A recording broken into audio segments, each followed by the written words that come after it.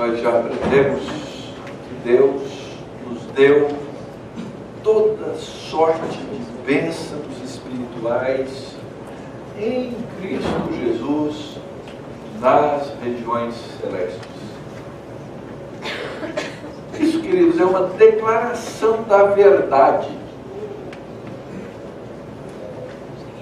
E a verdade, ela precisa ser trabalhada e aplicada na nossa vida.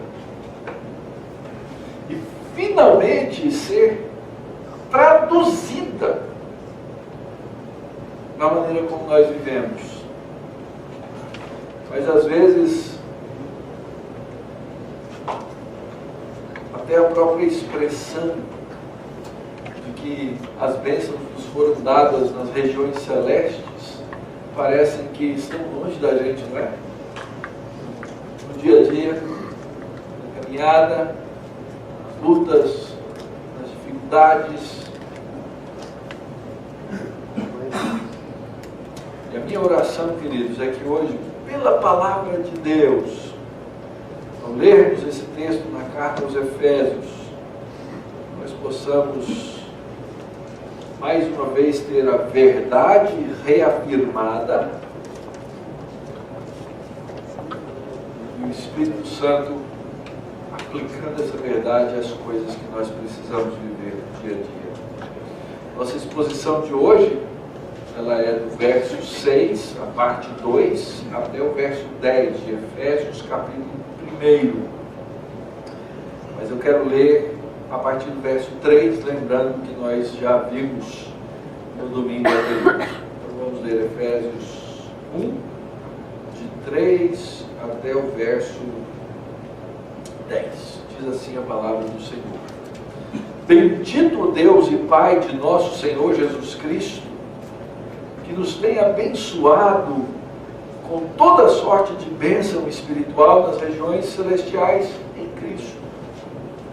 Assim como nos escolheu nele antes da fundação do mundo, para sermos santos e irrepreensíveis perante ele, e em amor nos predestinou para ele, para a adoção de filhos por meio de Jesus Cristo, segundo o beneplácito de sua vontade, para louvor da glória de sua graça, que ele nos concedeu gratuitamente no amado, no qual temos a redenção pelo seu sangue, a remissão dos pecados, segundo a riqueza da sua graça. Graça essa que derramou abundantemente sobre nós em toda sabedoria e prudência, desvendando-nos o mistério da sua vontade, segundo o seu beneplácito que propusera em Cristo, de fazer convergir nele, na dispensação da plenitude dos tempos, todas as coisas, tanto as do céu como as da terra. Vamos orar? Nós estamos, ó Deus, diante da Tua palavra. Nós, ó Deus, sabemos que há em nós dificuldade de entender aquilo que são os Teus mistérios. mas nós também já sabemos, ó Deus, pela Tua graça e pelo Teu amor, que o Senhor já revelou esses mistérios aos Teus filhos. E que nós, ó Deus, podemos ser conhecedores, sabedores deles. E que eles podem, ó Deus, uma vez agora já revelados na Tua palavra, serem aplicados à nossa vida, ao nosso dia a dia, à nossa existência. Por isso, Pai, por amor do Teu nome, trabalha com o Teu Espírito Santo sobre nós agora, Pai. Age na nossa vida, transforma o nosso coração, modifica as estruturas da nossa mente, ó Deus, que ao longo da nossa própria vida e história foram educadas e treinadas para pensar contrário à Tua vontade, ó Deus. Senhor, eu sei que a minha palavra, o homem, nada pode fazer. Mas eu sei que a Tua palavra e o Teu Espírito tudo podem fazer, ó Pai. Por isso, nessa manhã, faz a Tua vontade pela Tua palavra, pelo Teu Espírito. E que as palavras dos meus lábios e o meditar do meu coração sejam agradáveis na Tua presença, Senhor meu, rocha minha, Redentor meu. Amém. O apóstolo Paulo escreve aos irmãos da igreja de Éfeso. Ele começa dizendo quem ele é, para que eles tenham certeza que podem receber a sua palavra com autoridade. Então ele diz que ele é apóstolo de Cristo Jesus e que isso é a vontade de Deus e que assim sendo, aqueles irmãos deveriam receber essa palavra com toda a autoridade que ela tem. E aqui vem a nossa primeira aplicação. A mesma autoridade de Paulo usada para com aqueles irmãos na igreja de Éfeso é a autoridade com que nós devemos receber essa palavra de Deus. Nós não estamos aqui lendo um texto antigo, morto, sem sentido e sem significado, senão estamos lendo a palavra viva de Deus para a nossa vida. Essa é a primeira coisa que tem que existir como expectativa quando você vai ouvir a palavra de Deus. Paulo escreve aos santos que vivem em Éfeso, fiéis em Cristo Jesus. Você não precisa se sentir santo. A Escritura diz que você foi declarado, por causa da obra de Cristo, santo nele. É por isso que ele diz, santos que no caso vivem em Éfeso. Então aqui eu falo hoje aos santos que vivem na cidade de São Paulo, que se reúnem aqui na Barra Funda e que por causa de Cristo são fiéis e querem ser fiéis. Paulo então traz-lhes a lembrança da bênção que nós recebemos em Deus. Graça a vós outros e paz da parte de nosso Deus e Pai e do Senhor Jesus Cristo. Ah, que belo segredo saber como viver na paz de Cristo. Graça e paz. Querido, a única coisa que pode trazer paz verdadeira para a sua vida é a graça. E ele usa dessa graça usando os meios de graça. Ele usa da palavra, ele usa da oração, ele usa da igreja, ele usa dos sacramentos, ele usa de todas essas coisas para que você aprenda a viver debaixo dessa paz que Cristo já te deu. Graça aos outros e paz da parte de Deus. Paulo então termina essa apresentação rápida, breve, e então ele entra nesse que nós já dissemos, é o maior parágrafo da Bíblia. Vai do versículo 3 até o versículo 14 de Efésios capítulo 1. E nós podemos dividir esse parágrafo, e assim nós estamos trabalhando nessas exposições, naquelas que são chamadas as bênçãos passadas, o que Deus fez na eternidade passada, aquilo que nós temos hoje já aplicado e aquilo que é a nossa esperança. Então Ele nos escolheu, Ele nos predestinou, Ele, antes da fundação do mundo, Ele já havia pensado, Ele já havia trabalhado, Ele já havia decidido salvar.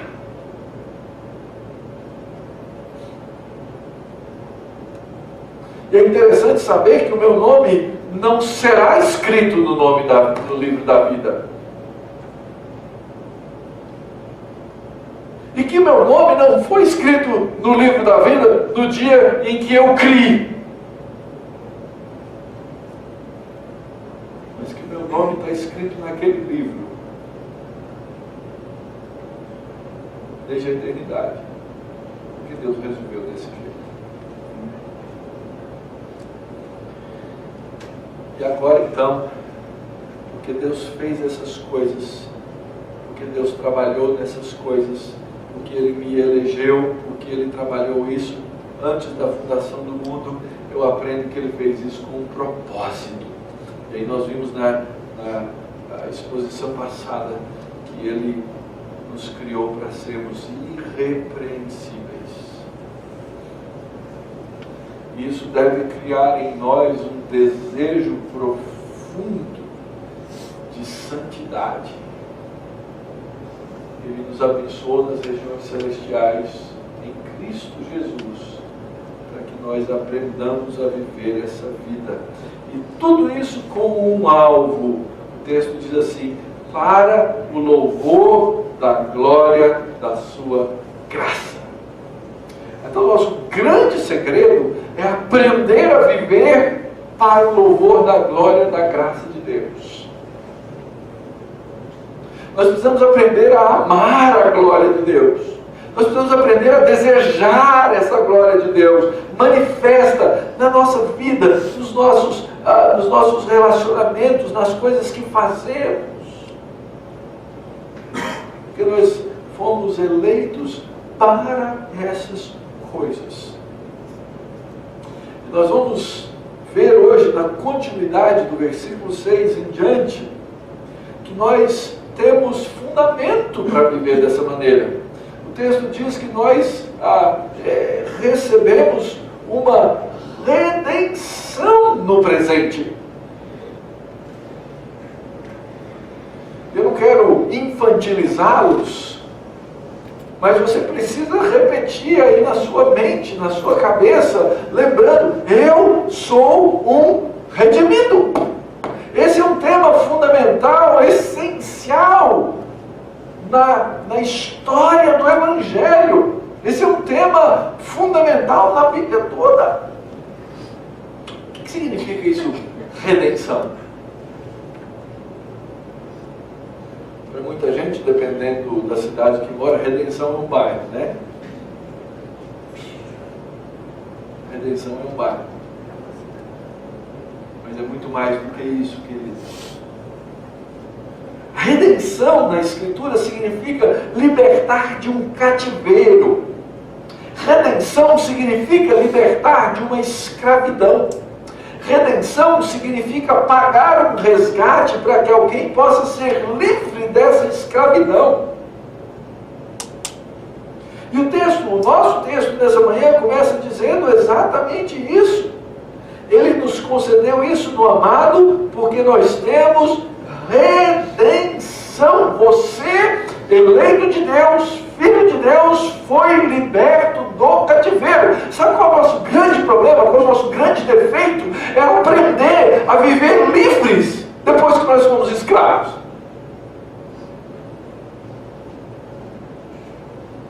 Porque nós já fomos escravos do pecado. Nós mantemos os velhos hábitos da nossa escravidão. Então, lá atrás, esse senhor terrível chamado pecado, ele exigia de mim que eu o chamasse de meu Senhor. E agora que eu fui livre, eu estou tão acostumado com aquela minha história que eu continuo achando, e eu continuo dizendo, e eu continuo chamando o pecado de meu Senhor, e ele não é. Mas como eu faço isso na prática? Eu faço isso na prática quando ele chega, bate na minha porta, e ele se apresenta como Senhor, que não é, e eu me dobro a ele de novo.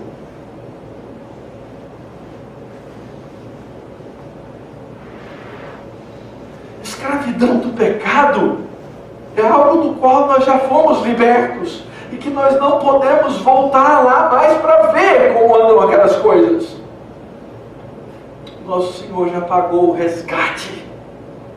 A Escritura, aliás, usa várias expressões, várias palavras para falar desse processo de libertação pelo qual nós passamos. Ele já nos justificou, ele nos livrou de uma acusação legal que havia, ele já cancelou a dívida, ele já fez o perdão dos meus pecados, ele já cancelou o processo legal e agora ele me adotou num outro processo como filho, ele já me reconciliou numa disputa que havia, e agora eu sou salvo, eu fui comprado. É interessante que Paulo está escrevendo no ambiente do Império Romano, e no ambiente do Império Romano estima-se que havia cerca de 6 milhões de escravos.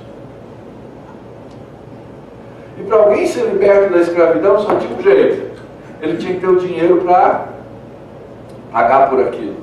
O problema é que o trabalho dele geralmente só gerava para ele a renda para ele viver, ele não conseguia se libertar da escravidão. Então alguém precisava vir de fora e dizer: olha, eu gosto dessa pessoa e eu quero essa pessoa livre, então eu vou pagar por ela. Chegava no dono do escravo e pagava por ela, e aquela pessoa se tornava uma pessoa livre. No Antigo Testamento a mesma história. A escravidão no Antigo Testamento, ou as condições de escravidão no Antigo Testamento, elas se davam pelas mais diversas situações. Uma delas era pela própria pobreza.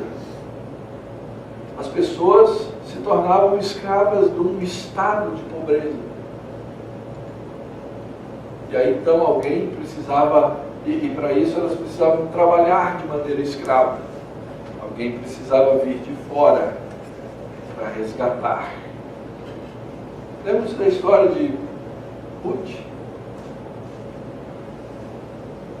Ela vivia numa situação na qual ela estava presa à sua miséria e pobreza de mulher viúva.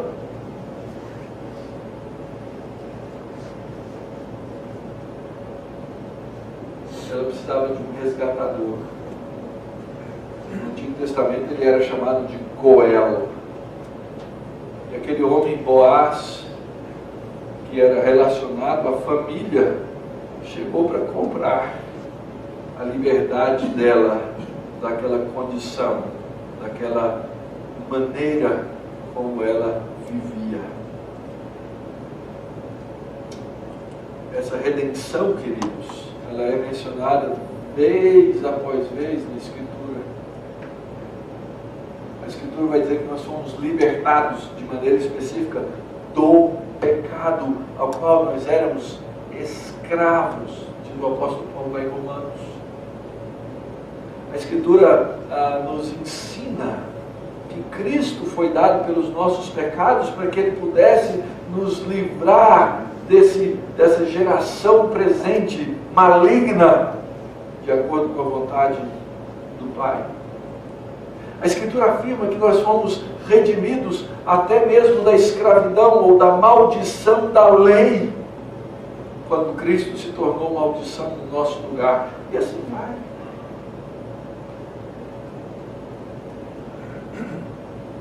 Nós temos que entender que Cristo veio fazer uma obra para que eu pudesse me tornar livre.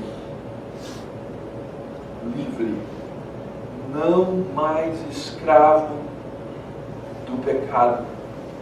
Não mais escravo do poder e do medo da morte.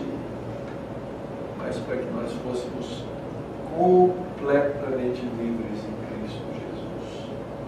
Então eu tenho que entender essa bênção presente, eu tenho que entender essa minha redenção. Então o apóstolo Paulo vai pegar nesses próximos versos e nos mostrar como essa redenção foi promovida, como ela foi executada, como ela foi aplicada em nós. Ela foi aplicada em nós. E a primeira coisa que ele fala para nos explicar isso é que existe um Redentor. Verso 6, a parte B, diz que Deus nos concedeu gratuitamente no amado. Uma graça gratuita. O apóstolo Paulo gosta muito de fazer isso, de repetir termos para enfatizá-los. Ele nos deu uma graça gratuita no amado. Quem é esse amado? Amado é Cristo Jesus. A Escritura não se cansa de nos falar. Aliás, Deus não se cansa de falar do seu amor pelo seu Filho. A passagem clássica lá de Mateus, a voz dos céus vem e diz: esse é o meu Filho amado, nele eu tenho prazer. Ora, o Senhor mesmo estava citando as suas palavras lá no Antigo Testamento. Ele tem um filho que ele ama, e nesse filho amado ele nos concede graça. Graça. E nós temos que entender o sentido da palavra graça. Talvez seja uma das palavras mais difíceis de se entender na Bíblia. Eu não estou dizendo um conceito mental de graça. Conceito que eu posso elaborar, eu faço graça, é um favor imerecido. Eu não mereço, mas eu recebo. Fácil na cabeça, né? Difícil no coração do homem. Porque o nosso coração, cheio de orgulho, ele diz para nós mesmos: mas espera aí, você tem valor intrínseco, você tem capacidade, você devia ter orgulho próprio e não ficar recebendo tão de graça assim. Você não vai fazer nada por aquilo que você, para merecer isso que você recebe. Nós funcionamos assim. Nós queremos dar valor e estima a nós mesmos. Qual é o grande problema que o mundo, que a literatura por aí detecta nas pessoas? Essa pessoa não tem o que? Autoestima. Enquanto a Escritura diz que nós temos que ter uma estima certa e correta de nós mesmos, de acordo com a Bíblia. E a Escritura diz: bem-aventurados os humilde. Sabe o que é humilde? Naquela expressão de Jesus lá no Sermão do Monte, humilde era o pobre mais pobre do que o mais pobre. Existe o pobre, que é aquele que está abaixo da linha de pobreza, mas ele pelo menos tem uma capa nas suas costas. Aquele que aparece lá no Sermão do Monte é um pobre que não tem nem capa, não tem absolutamente nada. Esse indivíduo chega diante de Deus e recebe graça. Ele diz assim: eu não tinha valor nenhum, Senhor, mas o Senhor me fez o mais rico de todos. Isso nos faz sermos gratos a Deus. Então ele nos redime do pecado de graça. Ele faz isso por meio do seu Filho amado. E ele agora passa a nos chamar por esse nome. Olha como Paulo introduz sua carta aos Romanos: a todos os amados de Deus. Agora, porque eu estou em Cristo, não só Cristo é o Filho amado, mas junto com Cristo eu sou amado por Deus da mesma maneira. Deus passa a ter prazer nos seus filhos, daqueles que Cristo trouxe junto com eles, que são os seus eleitos. No amado nós somos amados. No amado nós recebemos toda sorte de bênção espiritual em Cristo, por causa de Cristo, porque Ele é o nosso Redentor. Uma graça que Ele graciosamente, gratuitamente nos concedeu.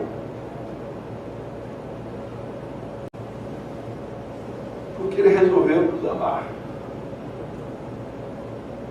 Amado, Deus resolveu te amar. E Ele te ama. Não importa o que você faça.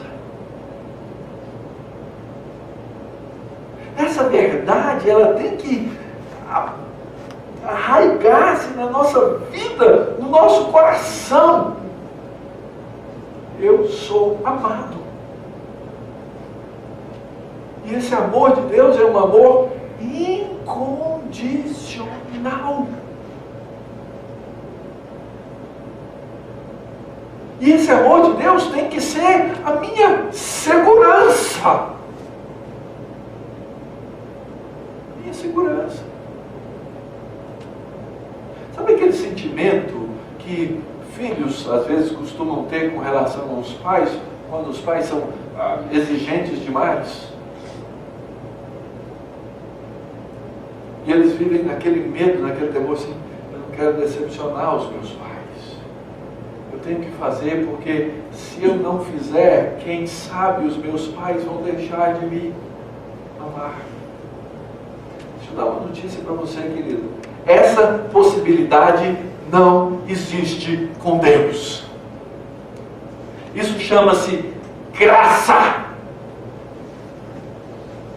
O favor imerecido de Deus. E quem tem orgulho no coração, quem não chega humilhado diante de Deus, não consegue receber essa graça. Não é que Deus não dê, não é que Deus não coloque na sua vida se você é eleito, mas você não sabe viver dela.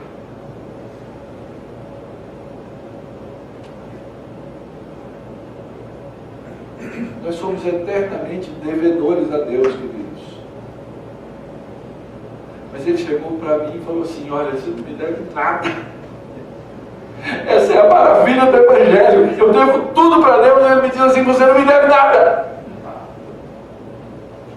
Eu não devo nada para Deus, para Ele me amar. Ele me ama. Ele me ama porque Ele é o Redentor que me concedeu essas coisas gratuitamente no amado.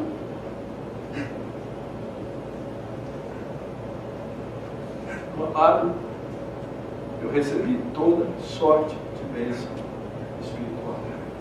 Quando eu recebi tudo isso, eu me tornei um redimido. Diz assim: Ele nos concedeu. Pensa um pouquinho no que Paulo diz só na carta aos Efésios a respeito de você, a respeito de mim. Ele diz: olha, nós estávamos mortos dos nossos delitos e pecados. Mortos.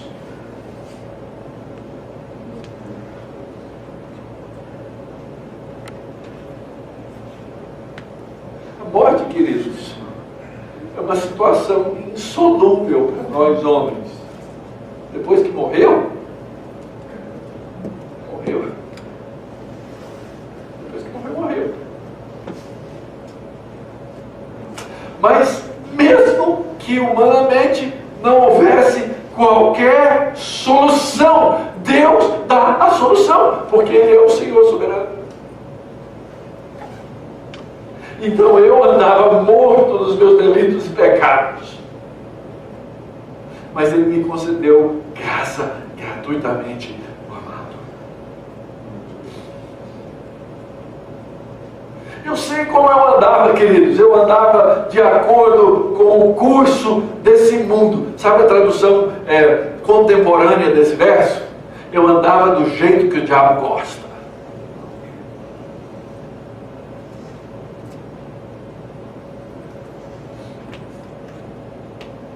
Sempre segundo as inclinações da carne, sempre dando lugar ao pecado, sempre abrindo a porta para o maligno, porque essa é a inclinação da minha carne. Essa é a inclinação da minha carne. E naquele tempo eu andava sem Cristo. Naquele tempo eu não tinha esperança no mundo, porque eu não tinha Deus. eu era inimigo de Deus. Mas não é só isso não. Ele diz ainda, falando a respeito de mim, falando a respeito de você, que eu andava na vaidade dos meus próprios pensamentos, que eu não conseguia entender as coisas, que eu vivia alheio à vida de Deus, que eu era absolutamente ignorante, que eu vivia segundo a dureza do meu coração.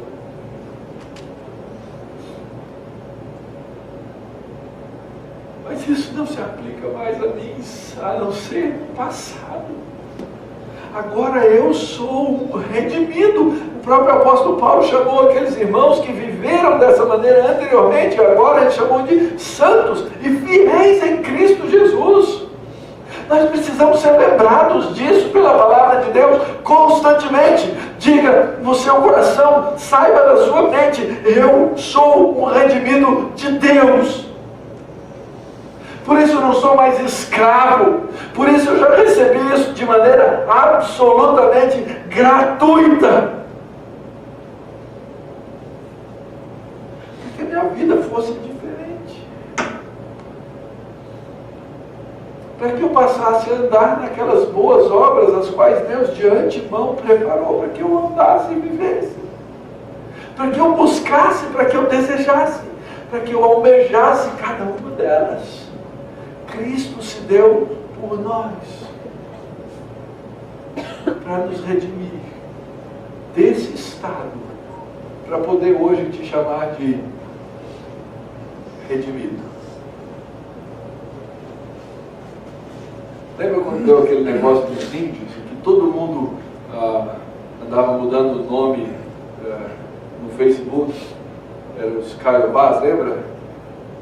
Deu um negócio lá de todo mundo mudava o último nome para um nome indígena. Ou todos somos alguma coisa. Sabe o que o crente devia fazer assim? Todos somos, e os santos deveriam dizer isso, redimidos. Esse é o seu sobrenome, querido. Viram aquelas situações lá no Antigo Testamento que Deus muda o nome de pessoas? Mudou o nome de Abraão, mudou o nome de Sara, mudou o nome de Jacó. Ele te dá um novo nome. O seu nome agora é redimido. Você tem que entender essa redenção, entender a sua necessidade e entender o seu novo estado. Porque Deus pagou um preço para isso, ou Cristo pagou um preço. Diz assim que ele fez essas coisas pelo seu sangue. Pelo seu sangue. Esse é o preço da redenção. Tem um cântico que a gente canta, a gente tenta justificar espiritualmente. Eu nunca saberei o preço dos meus pecados lá na cruz. E de fato, a maneira que eu canto para que isso esteja teologicamente certa é que eu nunca vou experimentar aquilo pessoalmente, mas o preço eu sei. O preço foi o sangue do meu Redentor. Na Escritura, sangue é sinônimo de vida. Lá no Antigo Testamento isso é muito claro, está escrito lá em Levítico capítulo 17, porque a vida da carne está no sangue. Então, quando o sangue é derramado, significa o quê? Que a vida foi embora, acabou a vida. Então, sangue é sinônimo de vida, o sangue derramado é sinônimo da morte. E Deus tinha dito ao homem: não me desobedeçam, não pequem, porque o preço do pecado é a morte, é o derramamento do sangue. E o que a Escritura então nos diz, mostra e faz diante dos nossos olhos, é a revelação daquele que no tempo, no espaço, na história veio, e que nunca tendo pecado, derramou o seu sangue inocente no meu lugar.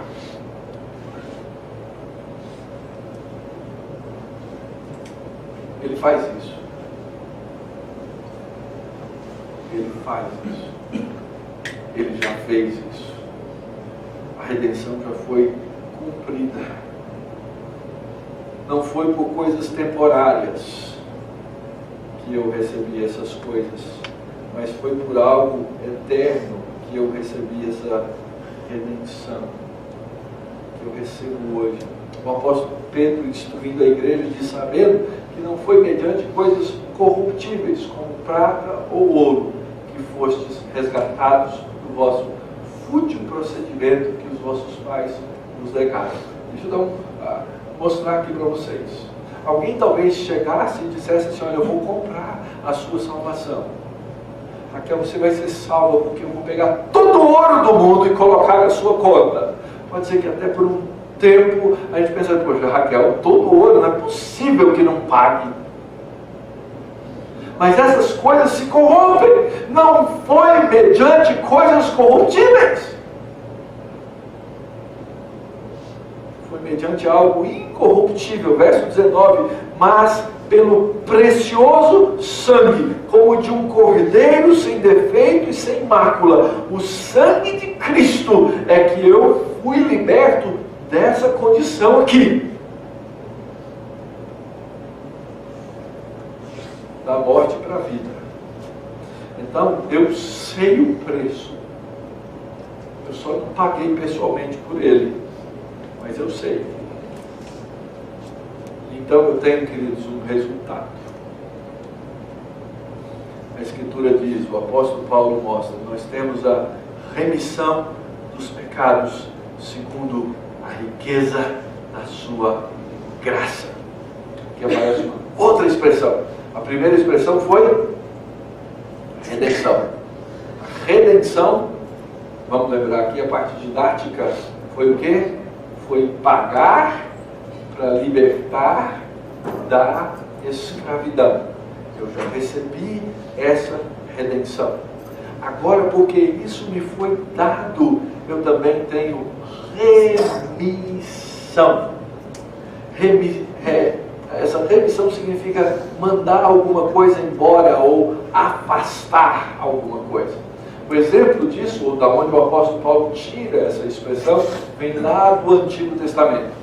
De um dia, de uma festa que era chamada a festa do dia da expiação, ou do Yom Kippur, o dia da expiação. Esse era um dia diferente do dia da Páscoa. E esse era o dia chave para a redenção do povo de Israel, o chamado Yom Kippur. Nesse dia do Yom Kippur, Deus ordenou, está escrito lá no livro de Levíticos, ou de Levítico, que o sacerdote deveria tomar 2 bodes, 2 animais de acordo com a prescrição da lei, cerimonialmente limpos, não podia ter defeito, não podia ter mancha e etc. Pegava esses 2 animais e um era imolado, era morto. Esse é chamado do bode expiatório, é aquele sobre quem vai a culpa. Essa é uma expressão que a gente usa até hoje. Quem vai ser o bode expiatório dessa coisa? É aquele sobre quem vai a culpa. O sacerdote pegava, imolava aquele animal, pegava o sangue e aspergia em torno do altar. Mas havia um segundo bode, era chamado bode emissário. E esse segundo bode, o sacerdote vinha sobre ele e colocava as mãos sobre a cabeça do bode. E aquele gesto, aquele ato do sacerdote, significava que o sacerdote, lembra que o sacerdote carregava as 12 tribos de Israel sobre os ombros e no peitoral, ele transferia a culpa do pecado do povo sobre o bode. Daí um coitado de um sacerdote que ele acha que ele nunca queria ser escalado para aquela ação.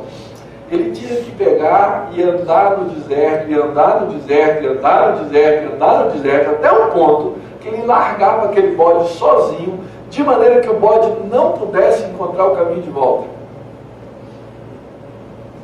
Então o sacerdote que saía na escala aquele dia falava: tem que andar muito.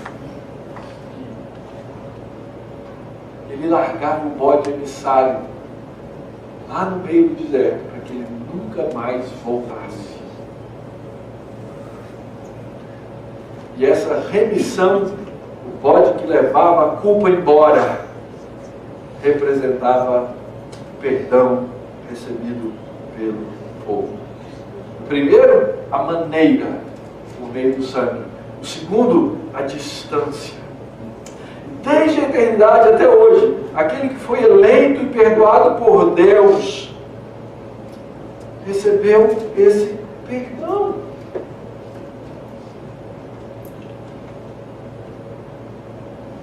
Deixa eu tentar explicar aqui para você uma coisa. Você pecou de ontem para hoje? Precisa levantar a mão, tá?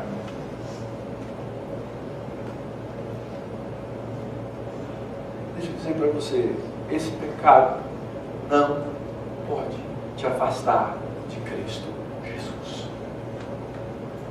Esse pecado não pode te deixar deprimido. Porque se isso acontecer, isso significa que você confia mais no poder do pecado do que no poder da remissão.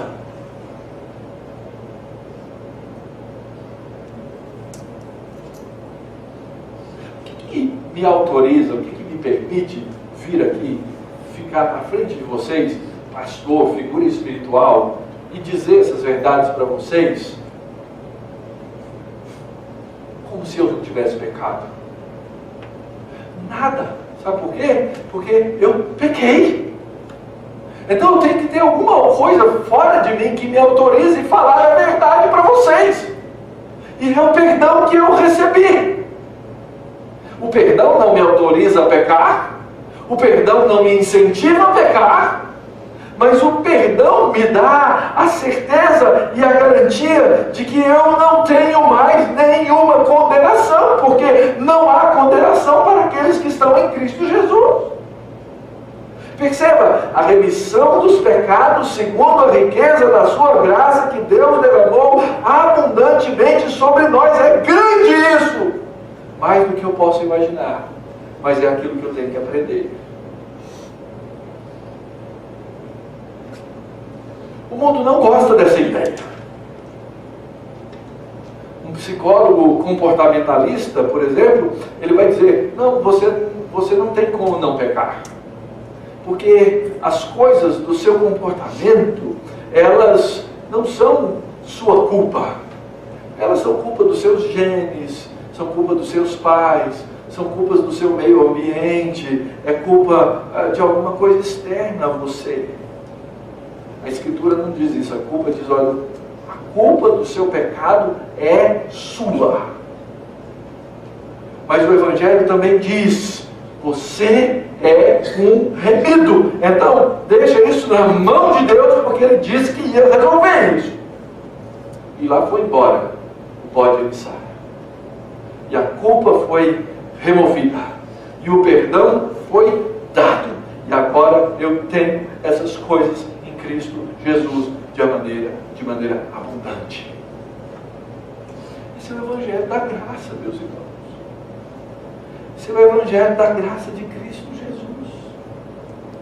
Você não precisa nada, exceto chegar humilhado diante de Deus para receber essa bênção.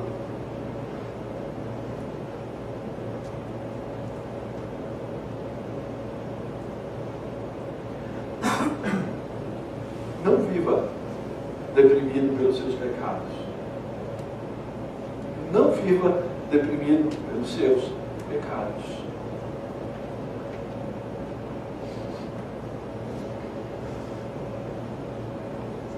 Você tem vitória sobre o pecado. Você tem o perdão prévio de Cristo. Quem é o Deus como nosso Deus? Quem é o Deus que perdoa as iniquidades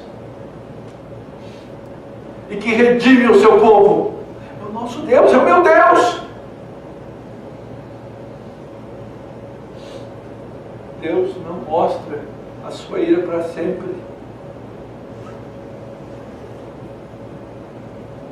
Mas de novo Ele tem compaixão sobre nós e perdoa as nossas iniquidades. Querido, o perdão de Deus é infinito. Sabe calcular infinito? Não tem jeito. Então só coloca aquela marquinha de infinito e diz assim: é esse o perdão de Deus sobre os meus pecados. É claro que o Senhor vem e diz: vai e não peques mais. Mas quando eu pecar de novo, eu vou saber de novo que o perdão dele é infinito. Isso não me autoriza, isso não me estimula a pecar, mas isso me mostra, me faz desejar viver uma vida de santidade. Esse é o resultado. Eu tenho a remissão. Eu tenho o perdão dos meus pecados. Mas tem mais. Ele diz que isso foi feito e foi dado em toda sabedoria e prudência, desvendando-nos o mistério da sua vontade. Vamos primeiro pensar no mistério. Mistério aparece várias vezes no Novo Testamento. E a exceção de 2 vezes, todas as vezes em que aparece a palavra mistério, aparece junto a expressão já foi revelado o mistério. Ou seja, o mistério que foi revelado não é mais o quê? Mistério, porque já foi esclarecido. Eu não sabia, mas agora eu sei. E Deus então nos desvendou o mistério da sua vontade, para que em sabedoria e prudência eu pudesse entender o mundo de Deus. Não significa que eu entenda o mundo de Deus com exaustão, não significa que eu entenda absolutamente todas as coisas, mas eu entendo o mundo de Deus de maneira satisfatória para que eu possa viver nele. Eu sei quem Deus é, eu sei que Ele é bom, eu sei que Ele é justo, eu sei que Ele é o Criador, eu sei por que existe morte, eu sei por que existe verdade e mentira, eu sei por que existe justiça e injustiça, eu sei! Eu não preciso me revoltar com o mundo, porque ele tem um equilíbrio que vem de Deus. Eu não preciso fazer meditação transcendental para descobrir mistérios. Eu já tenho revelado os mistérios da vontade de Deus. Estou na Bíblia. Só que agora eu tenho que pegar essas coisas e aplicar no meu dia a dia. Isso envolve o quê? Sabedoria e prudência. Esse mistério da vontade de Deus que foi revelado, eu tenho que agora viver nele e viver satisfeito nele. Então Deus não só me perdoou, não só levou embora o meu pecado que corrói, que distorce a minha vida, mas Ele me deu o equipamento necessário para entender essas coisas e não mais viver em pecado. Vamos voltar lá na ilustração do escravo. Ele saiu da escravidão, alguém pagou pela liberdade dele, só que ele chega lá na rua e não sabe mais, ele não sabe viver como não escravo. Ele não sabe lidar com as finanças, vamos assim dizer. Ele não sabe lidar com a liberdade que ele tem. Então, a tendência dele por um tempo é viver entre 2 mundos. De vez em quando voltar à escravidão, às vezes abusar da liberdade dele. Eu sou mais escravo, eu posso fazer. Não, calma aí. Não é porque você não é escravo que você pode fazer. Existe um mundo que eu tenho que entender como ele funciona. Eu tenho que viver e operar bem nesse mundo. Então, por isso que nós recebemos essa confiança e recebemos esse equipamento. Agora, entendendo como é o mundo, entendendo como eu fui liberto do pecado, eu vou viver bem no mundo de Deus. É para isso que eu fui feito. Interessante, queridos, como no texto todo, o apóstolo Paulo ele não se cansa de usar essas expressões abundantes. Toda a sabedoria, graça gratuita, porque tudo que Deus nos dá com abundância. Para que Deus fez isso, querido? Por que Ele fez isso? O texto termina nessa sessão dizendo, segundo a sua boa vontade, boa vontade que ele propôs em Cristo. Para quê? Verso 10. De fazer convergir nele, na dispensação da plenitude dos tempos, todas as coisas, tanto as do céu como as da terra. Deixa eu explicar uma coisa para você. Deus não fez essas coisas por causa de você. Porque você não é o centro do mundo. Deus fez essas coisas por causa dele, porque ele é o centro do mundo. Isso é o nosso problema, nós queremos ser o centro do mundo. E eu não vou ser o centro do mundo. Eu queria que Deus tivesse feito isso. O meu egoísmo diz assim, eu queria que Deus tivesse feito isso por mim. Não, ele fez isso por causa dele. Eu sou o receptor das benevolências de Deus.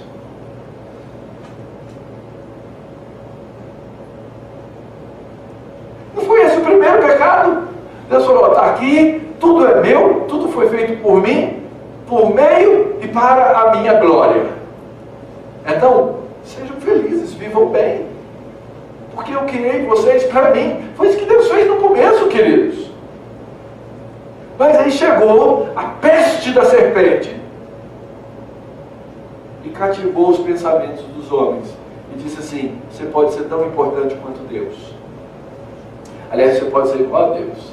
Aliás, ele não quer que você coma desse fruto da árvore do conhecimento do bem e do mal, porque ele sabe que na hora que você comer, você vai ser como ele. E desde então, nós, humanidade, temos esse desejo latente do pecado de sermos os nossos próprios deuses.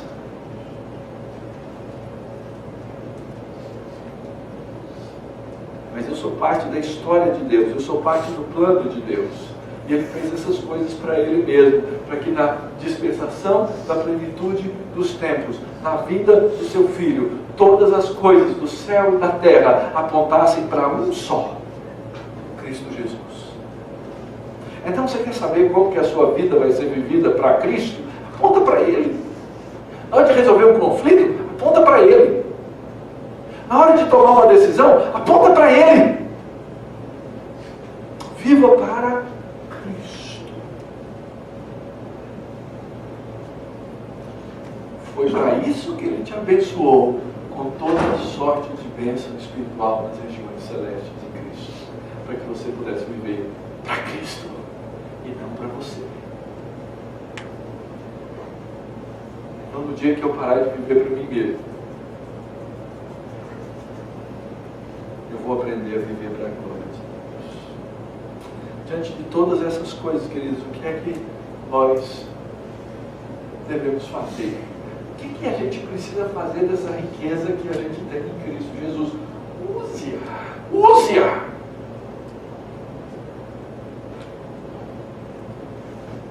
Eu sei sim, você pode usar para você no sentido de que você precisa buscar a sua segurança em Cristo, no eterno Filho de Deus. Ele veio para você ter essa segurança. Use-a para você. Sim, eu sou salvo, eu sou remido em Cristo Jesus. E não é porque eu sou um cara legal, não é porque eu sou um cara importante, não é porque eu sou gente boa, mas é exatamente ao contrário, porque Cristo me amou e resolveu pegar as coisas loucas desse mundo, as coisas que não tinham valor nesse mundo aos olhos dos homens,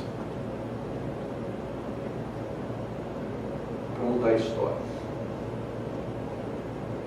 Usa para você sim. Você vai poder usar quando você usar para a glória de Cristo. Use para o seu próximo.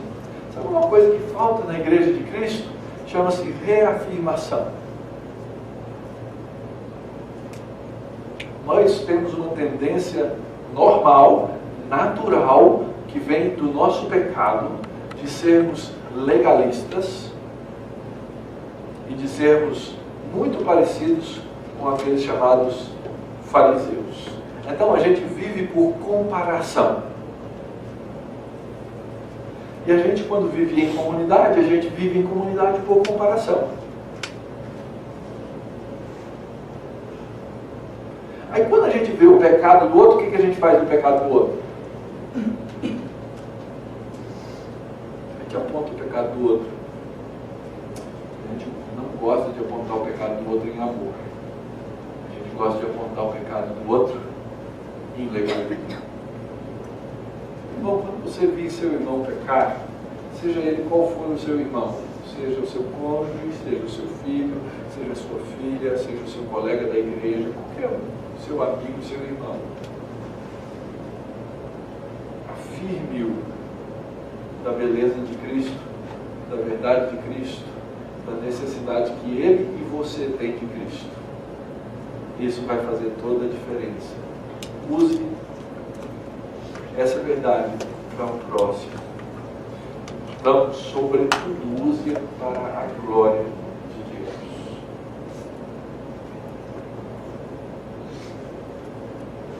Deus fez todas as coisas para que elas convergissem em Cristo na plenitude dos tempos. Eu tenho que ser imitador de quem? De Deus. Então eu tenho que fazer a mesma coisa. Eu tenho que fazer todas as coisas apontarem para Cristo sempre. Isso vai exigir de nós um caminhar em firmeza. Um dos nossos hinos clássicos é um cântico que não é de adoração, mas é um cântico de reafirmação. Quando nós vamos dizer, minha alma, viva em firmeza na obra de Cristo. E aí, no meio do vento, no meio do temporal, no meio das dificuldades, no meio das batalhas, no meio da dor, nós vamos saber viver em Cristo Jesus.